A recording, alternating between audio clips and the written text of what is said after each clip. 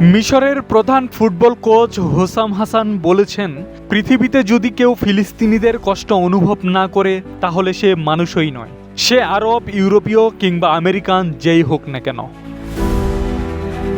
FIFA বিশ্বকাপে আর্জেন্টিনার বিপক্ষে শেষ ১৬ ম্যাচের আগের সংবাদ সম্মেলনে ফুটবলের পাশাপাশি ফিলিস্তিনের গাজা উপত্যকার মানবিক সংকট নিয়ে আবেগঘন বক্তব্য দেন তিনি। এর আগে বিশ্বকাপের নকআউটে অস্ট্রেলিয়াকে টাইব্রেকারে হারিয়ে ঐতিহাসিক জয় পাওয়ার পর সেই সাফল্য ফিলিস্তিনিদের উৎসর্গ করেন হাসান। মাঠে ফিলিস্তিনের পতাকা উড়ান তিনি। সংবাদ সম্মেলনে এ বিষয়ে প্রশ্ন করা হলে তিনি বলেন, এটি ছিল শুধুই একজন মানুষের স্বাভাবিক প্রতিক্রিয়া। হাসান বলেন, বিশ্বের যে কোনো প্রান্তে কোনো প্রাণীর উপর নির্যাতন হলে তা নিয়ে সবাই প্রতিবাদ করে, অথচ হাজার হাজার নিরীহ মানুষ ক্ষেপণাস্ত্র হামলায় নিহত হওয়ার খবর যেন এখন স্বাভাবিক হয়ে গেছে।